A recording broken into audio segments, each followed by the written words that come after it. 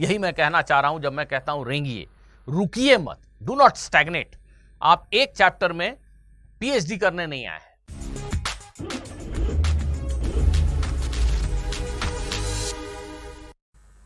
Hello students, मैंने आपसे request की थी कि अपने प्रिपरेशन को लेकर जो जनरल क्वेरीज हैं आप मुझे भेजें और मैं एक वीडियो बनाऊंगा जिसमें आपके सभी क्वेश्चंस के आंसर दे सकूं। क्वेश्चंस कई मिले हैं, थैंक यू फॉर दैट। उन सभी क्वेश्चंस को पढ़ने के बाद मैंने जो समझा उसको मैं समराइज कर देता हूं। पहले मेनली आप सभी बच्चे ये जानना चाहते हैं, सबसे बड़ा क्वेश्चन यही आपके दिमाग में, how to keep pace with coaching syllabus. Coaching में जो पढ़ाया जा रहा है हम उससे पिछड़ जाते हैं, एक बैकलॉग सा फील करते हैं। उस बैकलॉग को कैसे खत्म किया जाए। दूसरा मुख्य सवाल जो आप सभी लोगों ने मुझसे पूछा है, how to deal with backlog. Of course शायद 11th क्लास का बैकलॉग आपका है, आप 12th क्लास में पढ़ते हैं, उससे कैसे डील किया जाए, उसको कैसे कवर अप किया जाए। How to revise. एक्चुअली ये जो बैकलॉग है इसको पूरा करने के का मतलब एक्चुअली हुआ कि आप रिवाइज करना चाहते हैं, तो रिवीजन का सही तरीका क्या, कितने क्वेश्चंस करने चाहिए किसी भी एक चैप्टर में, how many questions are enough in a particular chapter. बहुत सारे बच्चों की समस्या ये है कि वो थ्योरी तो समझ जाते हैं, उन्हें ऐसा लगता है they are unable to solve numerical questions. बहुत सारे बच्चों ने ये जानना चाहा कि वो काफी देर पढ़ते हैं पर ओवरऑल उनका प्रोग्रेस उतना नहीं हो पाता, उन्हें लगता है कि वो कछुए की चाल से चल रहे हैं। तो अपने प्रोग्रेस को हम कैसे मेंटेन करें, अच्छे स्पीड पे हम प्रोसीड करें, इसके लिए क्या करें। मेरे द्वारा लिखी गई किताब problems in physics for JEE advanced, उस बुक को यूज करने का सही तरीका कैसा है और मोटा मोटी how to improve focus during study hours. So these are broadly the questions for which you want help from my side, and I will try to help you and to the best of my knowledge, to the best of my ability, right? इन सभी questions को exactly मैं इसी order में answer करूं ऐसा जरूरी नहीं है, बट मेरी पूरी बात को सुनिएगा तो इन सारे क्वेश्चंस के आंसर आपको कहीं ना कहीं मिल जाएंगे। सबसे जरूरी है कि आप दौड़ें। जरूरी है कि दौड़ें मीन्स हो सके तो अपने कोचिंग या अपने स्कूल या जिस किसी टीचर से आप पढ़ते हैं वो जो सिलेबस कवर कर रहे हैं उससे भी आगे आगे चलने की कोशिश करें। आप अगर वर्क पावर एनर्जी पढ़ाया जा रहा है तो आप अपने दम पे किसी बुक से centre of mass, momentum, collision भी पढ़ के रखें। हो सके तो रोटेशनल मोशन भी पढ़ लीजिए, कुछ बच्चे ऐसा कर पाते हैं। इसको मैं कह रहा हूं कि हो सके तो दौड़ें। आप पहले से कुछ पढ़ के जाते हैं तो आपकी ग्रास्पिंग क्लास में डेफिनेटली इंप्रूव हो जाती है, काफी बेहतर हो जाती है। हो सके तो दौड़ें, पर शायद ये सभी के लिए संभव नहीं है तो चलें। चलें से मेरा मतलब है आप कोचिंग में जिस पेस पे पढ़ाई हो रही है, जो चैप्टर चल रहा है उसके संग संग चलें। टीचर अगर वर्क पावर एनर्जी पढ़ा रहे हैं तो आप वर्क पावर एनर्जी के थ्योरी, कुछ एग्जाम्पल्स किसी बुक से खुद कवर करने की कोशिश करें। तो आप क्लासरूम में एक लाइवली डिस्कशन में पार्टिसिपेट कर सकते हैं, आपकी अंडरस्टैंडिंग काफी मजबूत हो सकती है। पर मैक्सिमम लोगों ने जो सवाल पूछा है कि हम ये नहीं कर पा रहे हैं, तो उनको मेरा जवाब है कि रेंगते रहिए, थमिए मत, रुकिए मत। क्या कहना चाहता हूं मैं ये कहना चाहता हूं कि अक्सर ऐसा होता है, अभी मेरे कोचिंग में मैं बच्चों को मोमेंटम पढ़ा रहा हूं, तो कई बच्चे ऐसे हैं, सैकड़ों बच्चे ऐसे हैं जो काइनेमैटिक्स में न्यूटन्स लॉज ऑफ मोशन में स्ट्रगल कर रहे होते हैं। वर्क पावर एनर्जी उन्होंने बिल्कुल नहीं किया और अब मैं मोमेंटम चैप्टर में आ चुका हूं, वो काफ़ी परेशान फील कर रहे होंगे। निश्चित रूप से वो सभी बच्चे भी शायद ये वीडियो देख रहे हों। मैं उन सब से ये कहना चाहता हूं कि मूव करना मत बंद कीजिए। मैं कह रहा हूं रेंगिए, इसका मतलब आप जो थम गए हैं काइनेमैटिक्स या न्यूटन्स लॉ के चैप्टर में, वहां से निकलिए, आगे बढ़िए, आइए वर्क पावर एनर्जी चैप्टर में, आइए मोमेंटम के चैप्टर में। फिर बच्चों का सवाल होता है कि हमने तो अभी हमारे असाइनमेंट में बहुत सारे क्वेश्चन थे, उन्हें पूरा किया ही नहीं, हम कैसे आगे जाएं। जी नहीं, इसके बावजूद आप आगे आइए। यही मैं कहना चाह रहा हूं जब मैं कहता हूं रेंगिए, रुकिए मत, डू नॉट स्टैग्नेट। आप एक चैप्टर में पीएचडी करने नहीं आए हैं, आप एक चैप्टर में दुनिया के हर तरह के क्वेश्चन को सॉल्व करके तब अगले चैप्टर पे जाएंगे, ये बिल्कुल जरूरी नहीं है। हर बच्चा अपने पेस पे काम करता है, हर बच्चे की स्पीड अलग है, पर उसको ये ध्यान रखना है हर हाल में कि क्लास में जो चल रहा है उसके साथ ही उसको रहना है। अगर काइनेमैटिक्स के उसने थोड़े कम सवाल बनाए हैं, न्यूटन्स लॉ में थोड़े ही सवाल बनाए हैं, बावजूद इसके उसको आज अगर सेल्फ स्टडी करनी है तो काइनेमैटिक्स नहीं पढ़ना चाहिए, उसको आज वर्क पावर एनर्जी ही पढ़नी चाहिए। उसकी थ्योरी, उसके एग्जाम्पल्स, उसके क्वेश्चंस करने चाहिए। टीचर मोमेंटम पढ़ाना शुरू कर चुका है तो उसको मोमेंटम चैप्टर पढ़ना चाहिए। ये चिंता नहीं करनी चाहिए कि न्यूटन्स लॉज ऑफ मोशन में मेरा काफ़ी कम क्वेश्चन हुआ है, मुझे बहुत कॉन्फिडेंस नहीं आ रहा है। इसको दरकिनार करते हुए टीचर जहां है वहां रहने की कोशिश कीजिए। बच्चों, अक्सर ऐसा होता है कि हम सीखते हैं। न्यूटन्स लॉज ऑफ मोशन के तमाम क्वेश्चंस आपको दे दिए जाएं तो आप सालों करते रह सकते हैं।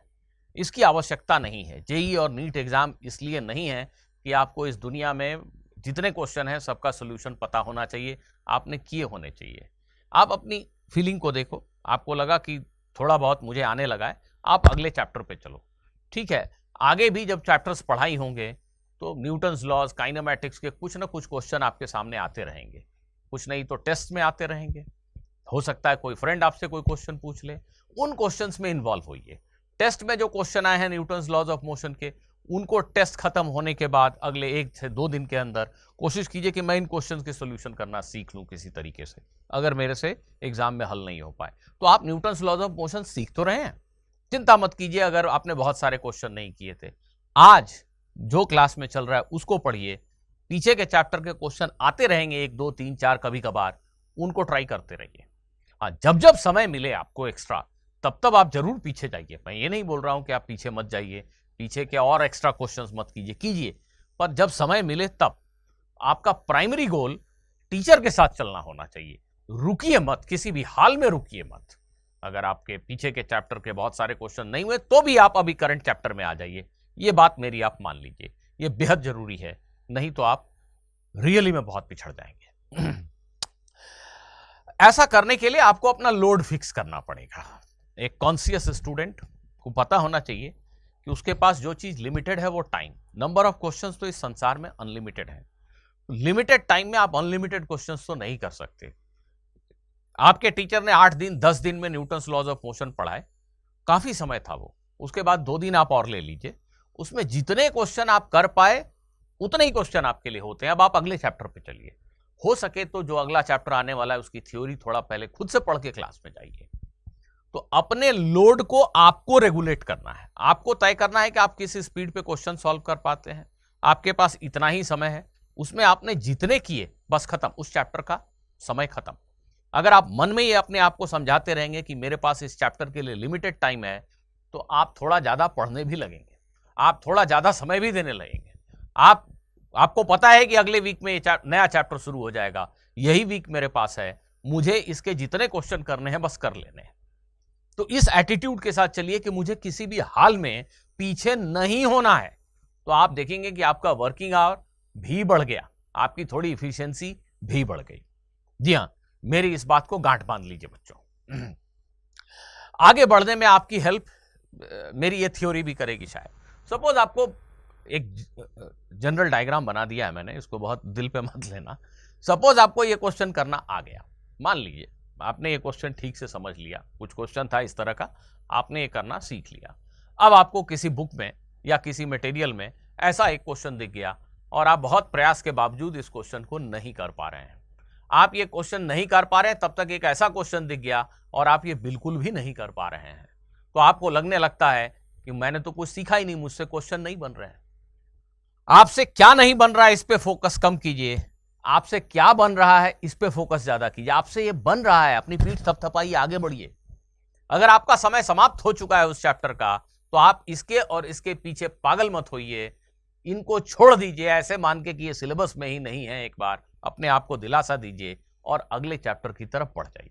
जी हाँ, मेरी बात को एकदम पकड़िएगा मत, मैं ये नहीं कह रहा हूं कि ये क्वेश्चन आपको नहीं करना चाहिए, करना चाहिए। इस क्वेश्चन को मन में रखिए, हो सके तो कहीं नोट कर लीजिए कि ये मुझे नहीं समझ में आया है। जब मौका मिले टीचर से पूछिए, अपने साथियों से डिस्कस कीजिए, या कुछ भी संभव नहीं है तो मन ही मन इस क्वेश्चन को सोचते रहिए।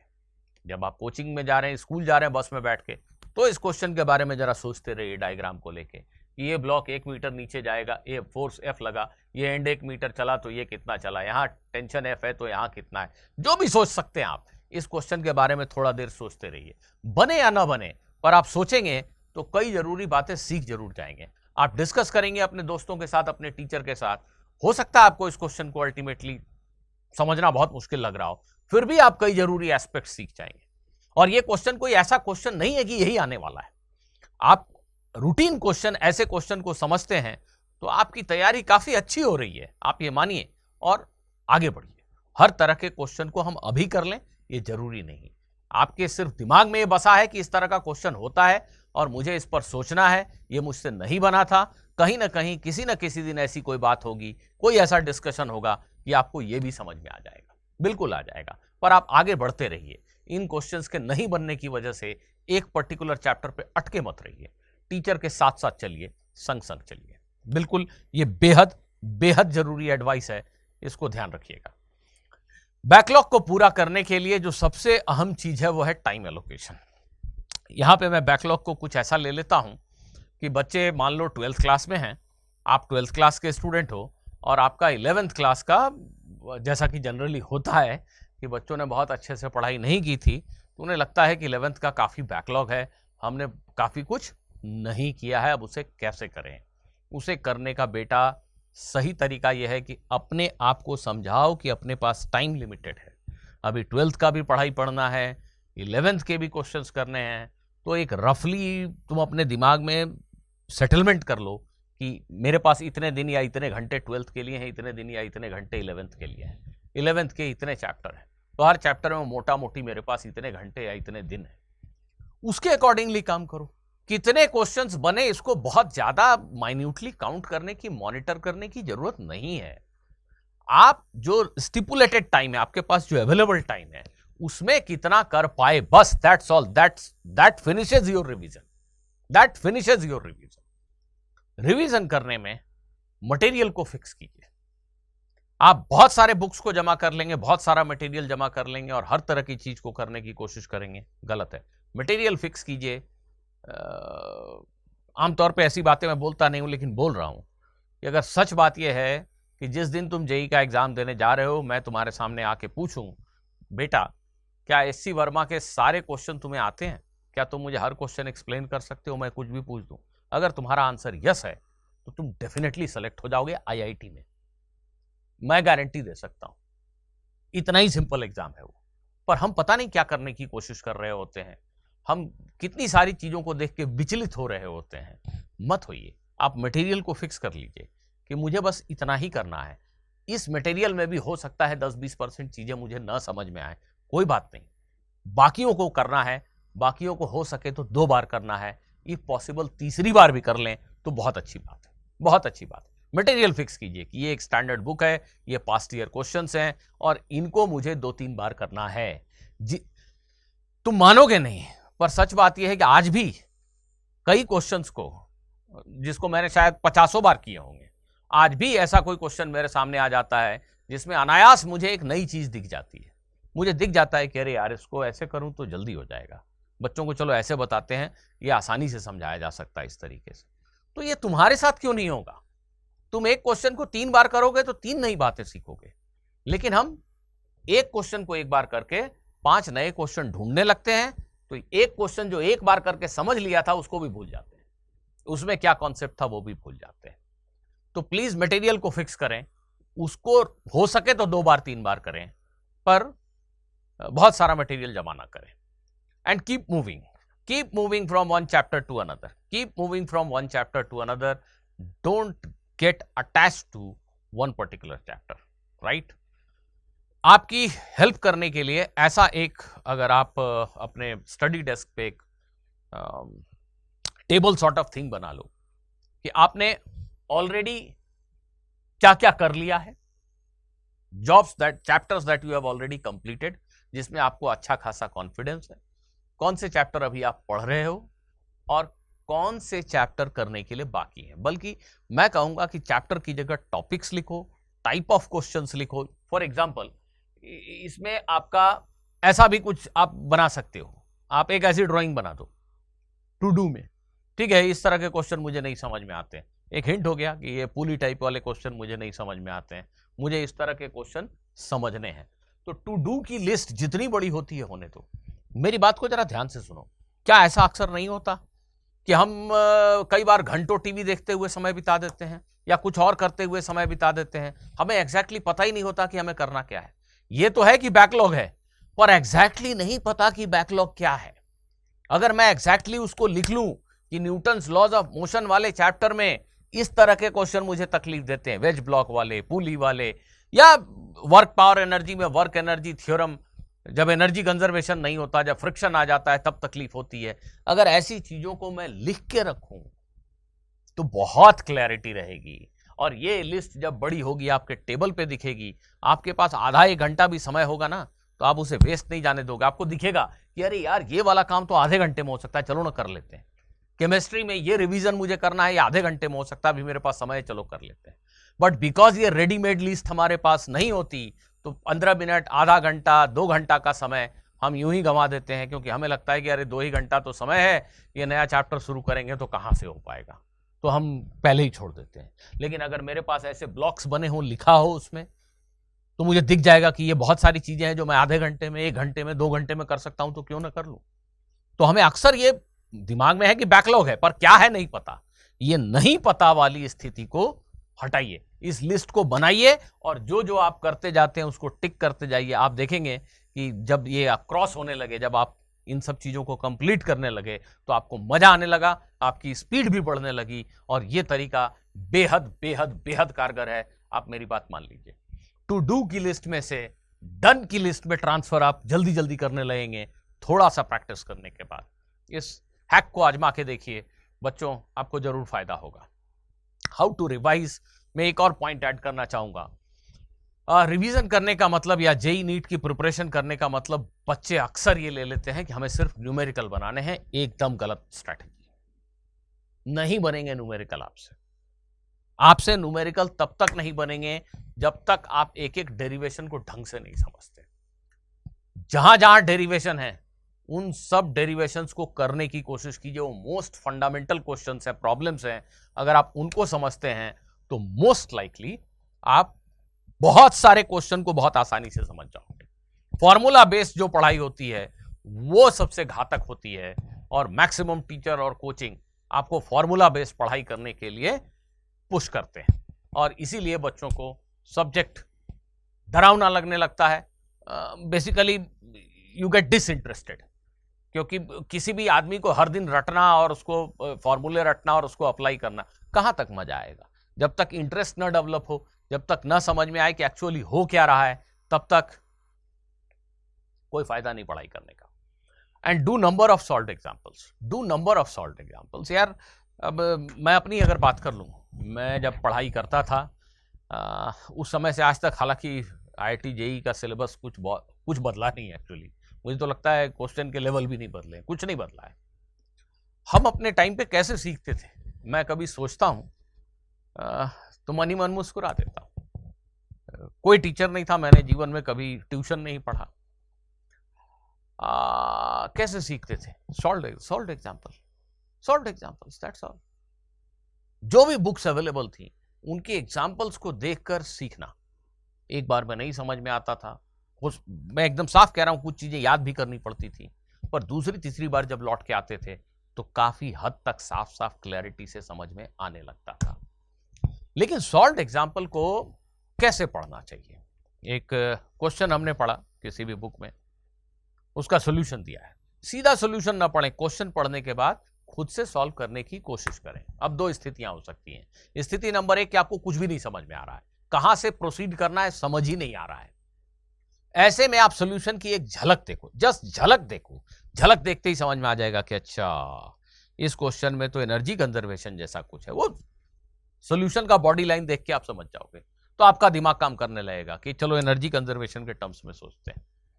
आपने कुछ किया, आंसर नहीं आया, या 4 लाइन करने के बाद आप फंस गए। अब सोल्यूशन के थोड़े से स्टेप्स को पढ़िए, फिर आपको कुछ क्लिक किया कि नहीं अब मुझे समझ में आया, मैं ये गलती कर रहा था, ये ऐसे करना है, फिर से खुद ट्राई कीजिए। अब फाइनली आप आंसर को मैच कीजिए। अगर आंसर मैच कर गया, खुश होइए, शाबाशी दीजिए खुद को। इसके बावजूद सॉल्यूशन को पूरा पढ़ लीजिए। हो सकता है कि ऑथर ने सॉल्यूशन को कुछ ही छोटे तरीके से किया हो, या कैलकुलेशन ही सही उन्होंने कुछ ऐसा किया हो जो आपके कैलकुलेशन से काफी छोटा दिख रहा हो। उसको माइन्यूटली ऑब्जर्व कीजिए, रुक के गौर कीजिए, ठीक है। या आपके स्टेप्स ऑथर के स्टेप से मेल नहीं खा रहे, फिर भी आंसर मेल खा रहा है, तो जरा कंपेयर कीजिए कि इन्होंने क्या किया, मैंने क्या किया है। क्या दोनों एक ही चीजें हैं ओवरऑल? तो किसका मेथड ज्यादा इफिशिएंट है, शॉर्टकट है, या दोनों दो अलग अलग चीजें हैं? अगर अलग अलग चीजें हैं तो क्यों अलग अलग होने के बावजूद आंसर आ गया? जरा ऐसे सोचना पड़ता है। हम बच्चे अक्सर क्वेश्चन काउंट करने में लग जाते हैं कि मैं 1 घंटे से पढ़ रहा हूं, मैंने अभी तक 2 ही क्वेश्चन बनाए, हमें 20 बनाने चाहिए। गलत स्ट्रैटेजी। आप एग्जाम थोड़ी दे रहे हैं, आप पढ़ रहे हैं, आप सीख रहे हैं, आप पहली बार पढ़ रहे हैं किसी चीज को। आप कैसे उम्मीद करते हो कि 1 घंटे में 20 क्वेश्चन बना लेंगे? वो तो एग्जाम के दिन के लिए है, जब हम सब कुछ सीख के गए हैं। अभी तो हम सीख रहे हैं, अब उसको एग्जाम कंडीशन की तरह क्यों पढ़ना? सॉल्व्ड एग्जाम्पल को इस तरीके से अगर आप यूज करेंगे तो आप काफी सीखेंगे, और एक ही एग्जाम्पल को बार बार आके हम सॉल्व करें तो भी हम सीखेंगे। कभी ये नहीं सोचना चाहिए कि मैंने तो ये क्वेश्चन कर लिया है, मैंने तो आईआईटी में आए हुए 20 साल के क्वेश्चन बना लिए हैं, दोबारा जाके देखने की जरूरत नहीं। ये सबसे बड़ा धोखा है जो आप अपने आप को देते हो। दोबारा देखो, तिबारा देखो, हर बार कुछ नया सीख जाओगे। So while studying don't count number of questions, just be conscious of time in hand. जो मैं कह रहा हूं, आपको अपने दिमाग में ये रखना है कि इस चैप्टर के लिए मेरे पास एलोकेटेड टाइम इतना है, उतने ही टाइम में मुझे इसे फिनिश करना है हर हाल में, उसके ऊपर टाइम है ही नहीं। उतने टाइम में आप जितना कर पा रहे हैं वहीं पे वो चैप्टर खत्म हो गया आपके लिए। अब उसके क्वेश्चन जब जब कभी कभी मेरे सामने आएंगे तब तब मैं उसको सीखता रहूंगा। That's all. Slow progress. बच्चे अक्सर ओवर क्रिटिकल हो जाते हैं अपने आप। आप अपने आप को बहुत ज्यादा जज करने लगते हो कि मैं बहुत स्लो प्रोग्रेस कर रहा हूं, दिन भर पढ़ा, 2 ही पेज पढ़ा। ये गलत तरीका है। हालांकि दिन भर में 2 पेज पढ़ा तो बहुत ही गलत किया, शायद आपका दिमाग कहीं और भटक रहा था लेकिन अपने आप को ऐसे जज मत करो कि 2 पेज पढ़ा कि 3 पेज पढ़ा। मैंने एक वीडियो बनाया था जिसमें कहा था कि आप हर दिन हर घंटे का अपना एक टारगेट फिक्स करो। जब आप टारगेट फिक्स करके पढ़ने बैठते हो तो आपका फोकस एनहांस हो जाता है। आपको पता है कि आपको अगले 1 घंटे में ये करना है। आपने टारगेट बनाया कि अगले 1 घंटे में 10 क्वेश्चन मुझे करने हैं, मान लो 5 ही हो पाए, कोई बात नहीं, 5 तो हुए ना। अगर वो टारगेट फिक्स नहीं करते तो शायद 1 या 2 में ही उलझे रह जाते। अगर तुमने टारगेट बनाया कि मुझे अगले 2 घंटे में ये पूरे चैप्टर की थ्योरी एक बार पढ़ लेनी है ढंग से। पढ़ने का मतलब क्या होता है? कैसे पढ़ते हो तुम लोग? सिर्फ रीडिंग नहीं, वर्किंग के साथ पढ़ाई करो। जो डेरिवेशन आ रहे हैं उसको खुद करने की कोशिश करो, उसमें जो बीच में एग्जांपल्स आ रहे हैं उनको करो। कोई इंपॉर्टेंट पॉइंट है तो उसको नोट करो, लिखो हो सके तो। ऐसे पढ़ाई करो। समय लगता है, लगने दो, लगता है लगने दो। एक सच्ची बात बताऊं, एकदम सच्ची बात, you just need 100 good days. What does it mean? मैं ये कहना चाह रहा हूं कि आपके पूरे 2 साल की पढ़ाई में अगर आप 100 दिन फॉर्म में रहे तो आप सबको चौंका दोगे।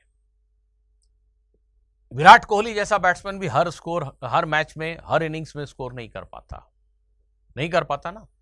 आप भी अपने आप से ये उम्मीद लगाना भूल जाओ कि हम हर दिन एकदम 100% एफिशिएंसी से पढ़ाई करेंगे। नहीं होगा भाई। किसी दिन तुम काफी अच्छा मूड में हो, बढ़िया पढ़ जाओगे, अगले दिन देखोगे कि थोड़ा कम हो गया, उसके अगले दिन देखोगे मन ही नहीं कर रहा है। होगा, ये सबके साथ होता है, सबके साथ होता है। हर दिन एक जैसा नहीं बीतेगा।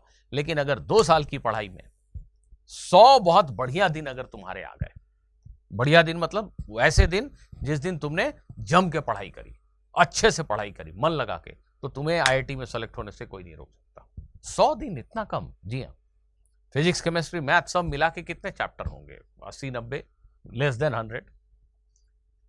अगर एक चैप्टर में 1 दिन, बाकी कुछ और मैं नहीं पढ़ रहा हूं, एक चैप्टर में 1 दिन मैंने पूरा जम के मजे लिए, उसकी थ्योरी पढ़ी, खूब सारे क्वेश्चन बनाए, अगर सभी चैप्टर के साथ 1 दिन ऐसा गुजर गया तुम्हारा तो तुम सेलेक्ट हो जाओगे। ठीक है, बाकी दिन थोड़ा बहुत करते रहोगे, कुछ क्वेश्चंस बनाते रहोगे, पर तुम्हें यह इंश्योर करना है कि तुम्हारी तैयारी में 100 दिन तो ऐसे आए जब तुम एकदम मन धुन के साथ पढ़ रहे हो, एकदम जुनून के साथ। अब बचे हैं मान लो किसी के 2024 जनवरी अटेम्प्ट देख रहा है, वो 6 महीने बच्चे हैं, 180 दिन। उस बच्चे को ये इंश्योर करना है कि 50% ऑफ द डेज वो फुल एफिशिएंसी पे पढ़ रहा है। इसके लिए अगर आपको किसी दिन 2-4 घंटे रिलैक्सेशन की जरूरत है, आपको लगता है कि यार आज बिल्कुल भी मन नहीं कर रहा, ये वाली मूवी देख लेते हैं, देख लो यार, लेकिन फिर अपने आप को ये बताओ कि कल तो मैं ये मूवी देखने के बाद या कल मैं यहां से यहां तक जरूर करूंगा, और फिर उस दिन अपने आप को धोखा नहीं देना है, उस दिन बीच में नहीं उठना है, करना है आपको। 100 अच्छे दिन आपको अपने जीवन में लाने हैं, और अगर आपने ये कर लिया तो आपके 100 चैप्टर में जो जनरल लेवल की प्रिपरेशन होती है वो हो गई। सच्चाई ये है कि हम लोग 90% of the people, 95% of the people, उनके पूरे 2 साल की पढ़ाई में 100 अच्छे दिन आते ही नहीं। वो हर दिन पढ़ाई के उधेड़-बुन में लगे रहते हैं और कोई भी दिन उनका अच्छा नहीं बीतता। तो ब्रेक ले लो ना, अगर बहुत ही बोर हो गए हो तो ब्रेक ले लो एक दिन का, लेकिन अगले दिन फुल डेडिकेशन से आओ, फुल एफिशिएंसी से आओ, तुम कर पाओगे। बहुत सारे बच्चों के क्वेश्चन है कि हम न्यूमेरिकल नहीं कर पाते, थ्योरी हमें आती है। हालांकि मैं इससे एग्री नहीं करता कि आपको थ्योरी आती है और न्यूमेरिकल नहीं होता। थ्योरी आती है कैसी? फॉर्मूला बेस्ड थ्योरी आती है आपको शायद सभी फॉर्मूले पता है, पर उन फॉर्मूलों को आप देख नहीं पाते। एक बड़ा ही सिंपल सा टॉपिक जैसे प्रोजेक्टाइल मोशन है, उसका time of flight, maximum height, range के फॉर्मूले आप सभी को याद है। पर अगर मैं बोलूं कि एक प्रोजेक्टाइल का range 2 times ux into uy/g होता है क्या, तो शायद आप में से 95% लोग चौंक जाएं कि क्या बोल रहे हो आप। ux is x component of initial velocity, uy is y component of initial velocity, 2 times ux uy/g, क्या रेंज ऐसा होता है? बताओ आप। अगर आपको ये क्लियरली दिखाई देता है कि ये कहां से आया, बिल्कुल ऐसा रेंज होता है, यहीं से वो रेंज का फाइनल फॉर्मूला आया। और ये जो मैं बोल रहा हूं 2 टाइम्स ux uy/g, ये क्या है? अगर आप इसको क्लैरिटी से देख पा रहे हो तो फिर न्यूमेरिकल कैसे नहीं बनेंगे ही बनेंगे। हम अक्सर फॉर्मूले के टर्म्स में सोचते हैं, चाहे मैथ्स हो, फिजिक्स हो या केमिस्ट्री हो। एक क्वेश्चन को देखते ही हम ये सोचने लगते हैं कि कौन सा फॉर्मूला लगा है। गलत। आपका पूरा ध्यान सिर्फ और सिर्फ क्वेश्चन को समझने पे होना चाहिए। जस्ट क्वेश्चन को समझने पे दिमाग लगाइए, सॉल्यूशन के बारे में सोचिए ही मत, बिल्कुल सॉल्यूशन के बारे में मत सोचिए।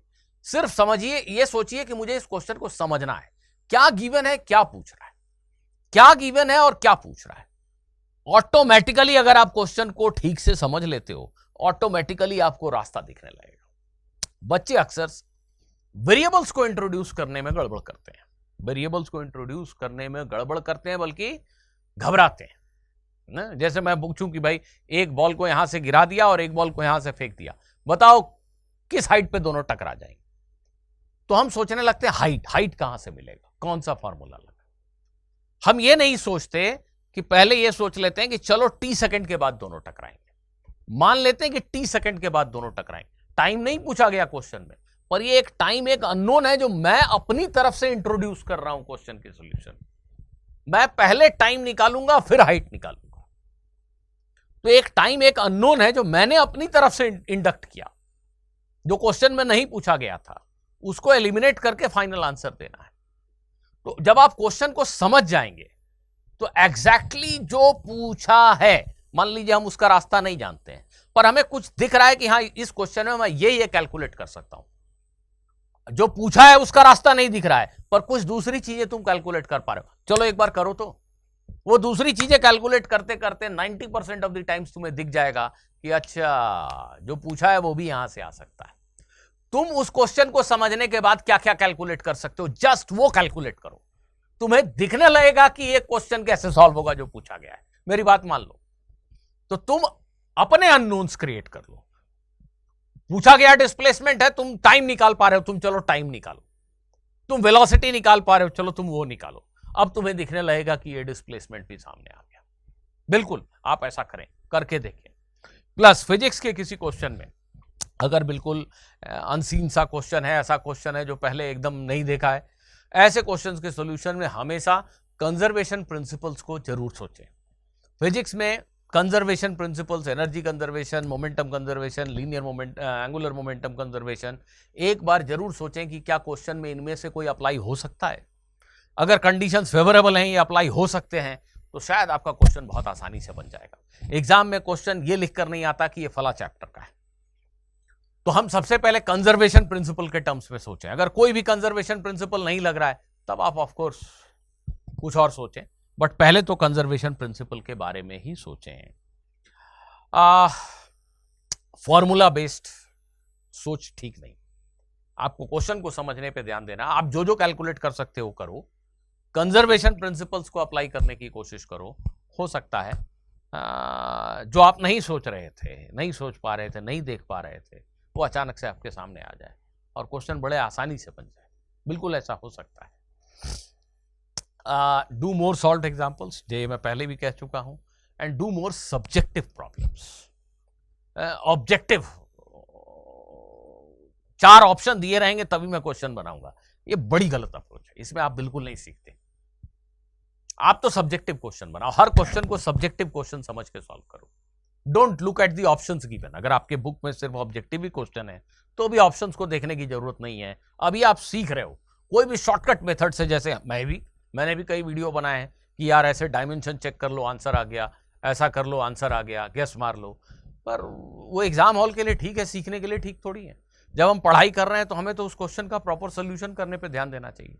हाँ, वो क्वेश्चन का प्रॉपर सोल्यूशन बहुत डिफिकल्ट है, डायमेंशनल एनालिसिस से ये आसानी से आ सकता है। अगर मुझे ये समझ है तब तो बहुत अच्छी बात है, डायमेंशनल एनालिसिस अप्लाई करके हमने आंसर लिख दिया। पर वो कारण पता होना चाहिए कि हम ये एग्जैक्टली डायमेंशनल एनालिसिस क्यों अप्लाई कर रहे हैं। क्या दूसरे तरीके से क्वेश्चन सॉल्व नहीं हो सकता, या जो डेटा दिया है वो इनसफिशिएंट है। हर क्वेश्चन को आप सब्जेक्टिव क्वेश्चन मान के अटेम्प्ट करो, बहुत फायदा होगा, मेरी बात मानो। राइट। बहुत सारे बच्चों ने ये जानना चाहे कि मेरी प्रॉब्लम बुक को कैसे यूज करें, उसके क्वेश्चंस नहीं बनते हैं। तो बच्चों, मैं आपको पहले ये बता दूं कि बुक मैंने लिखी इसलिए है कि आपको वो क्वेश्चन नहीं आते हैं, तो आपको आ जाए। ठीक है, तो आपने उसको एक टेस्टिंग बुक की तरह यूज मत कीजिए। आप उसे, आप ये मत सोचिए कि ये तो मेरा टेस्ट करने के लिए है, अब मुझे इसके सारे क्वेश्चन नहीं बनते तो मेरा जेईई में सिलेक्शन नहीं होगा। नहीं, ऐसा नहीं है। ये बुक इसलिए है, आपको ये बताया जा रहा है कि आपको इन क्वेश्चंस को पढ़ना चाहिए, इनको समझने की कोशिश करनी चाहिए। इसीलिए बहुत डिटेल्ड सॉल्यूशन भी दिए हैं मैंने। आप नहीं बना पा रहे, कोई बात नहीं, सॉल्यूशन देख के समझने की कोशिश कीजिए। इस बुक को आप ऐसे देखिए कि इसके बहुत सारे क्वेश्चन, जितने भी क्वेश्चन मेरे लिए पॉसिबल हो, इनके सॉल्यूशन मुझे समझ लेने हैं, ऐसे समझ लेने हैं कि मैं खुद से भी कर पाऊं अब बिना देखे। राइट। तो भले ही सॉल्यूशन की हेल्प लेनी पड़े, पर आप खुद से करें, आप सीखेंगे बहुत। ये बुक आपको सिखाने के लिए बनाई गई है। आप इसके सारे क्वेश्चंस के आंसर जानते हो, आप खुद सॉल्व कर लें, तब तो शायद आपकी रैंक 1 आने वाली है, और रैंक 1 तो एक ही की आएगी। तो कुछ लोगों को लग सकता है ऐसा कि मुझसे इसके काफ़ी क्वेश्चन बन रहे हैं, 1-2 नहीं बने कोई बात नहीं, लेकिन अधिकांश लोगों को ऐसा लगेगा कि इसके क्वेश्चन कठिन हैं, बनाने में तकलीफ हो रही है। जी हाँ, तो सारे अगर मैं ऐसे क्वेश्चन दे दूं जो तुम बना ले जाओ, इसका मतलब मैं तुम्हें धोखा नहीं दे रहा हूं। तब तुम नया क्या सीखे उस बुक को पढ़ के। ये बुक इसलिए है कि तुम इसके हर क्वेश्चन को बनाओ तो कुछ सीख जाओ। समझ रहे हो बात को? तो सिखाने वाली बुक है, इसको उस तरीके से यूज करो। फिर भी इस किताब को मैं रिकमेंड करूंगा आप सभी बच्चों को कि सबसे पहले आपने जितने चैप्टर अभी तक पढ़े हैं उसके लेवल 1 के क्वेश्चंस बनाएं। जो भी, जैसे आप मान लीजिए 12th क्लास में हैं, आपने 15 चैप्टर पढ़ लिए हैं, तो उन 15 चैप्टर्स के लेवल 1 के सारे क्वेश्चन पहले बना जाइए जब जब समय मिले। उसके बाद आप लेवल 2 पे आइए। लेवल 2 में हर चैप्टर के 5-5, 6-6 क्वेश्चन बनाइए। हर चैप्टर के, चैप्टर 1 के 5-6 क्वेश्चन, चैप्टर 2 के 5-6 क्वेश्चन, चैप्टर 3 के 5-6 क्वेश्चन, ऐसा करके फिर से 15 चैप्टर के क्वेश्चन बना लीजिए। फिर आपके पास समय हो तो फिर से वापस आइए, चैप्टर 1 के 4-5 प्रॉब्लम फिर बनाइए लेवल 2 के, चैप्टर 2 के, चैप्टर 3 के, चैप्टर 4 के, ऐसे। मैं क्या समझा रहा हूं आपको, एक चैप्टर पे रुकिए मत। ये मत सोचिए कि इस चैप्टर के मैं सारे क्वेश्चन, इसमें 70 क्वेश्चन दिए, 70 बना लूंगा फिर अगले चैप्टर पे चलूंगा। नहीं नहीं नहीं, यहीं से आपका बैकलॉग क्रिएट होना शुरू होता है। जी नहीं, लेवल 1 के क्वेश्चन आप बनाइए, लेकिन इसके बाद लेवल 2 के क्वेश्चन हर चैप्टर के 5-5, 6-6 जब भी समय मिले आप करते रहिए, जितने कर सकते हैं कीजिए। लेवल 3 के भी क्वेश्चन अगर आप पहुंच पा रहे हैं इसके बाद तो उनको भी कीजिए। बस इसको रिपीट करते रहिए, गिनती मत गिनिए। आप पूरी बुक नहीं बना पाए कोई बात नहीं, लेकिन ये पक्की बात है कि इस बुक को जब आप करते हैं तो लगभग हर क्वेश्चन में आप एक नई बात सीख जाते हैं। यही मेरी कोशिश थी इस बुक को लिखते समय कि आपको सिखाने वाली किताब बनाई जाए। ठीक है, तो इसके क्वेश्चन अगर आप अपने आप बहुत सारे नहीं कर पा रहे हैं तो घबराने की आवश्यकता बिल्कुल भी नहीं है। I think I have completed my advice. आप में से जितने लोगों ने सवाल पूछे थे, आई होप कि मैंने सभी के क्वेश्चंस को कहीं ना कहीं एड्रेस किया है। Good luck to all of you. फिर भी कुछ छूट गया है, you can again write messages, I will try to answer them. Good bye.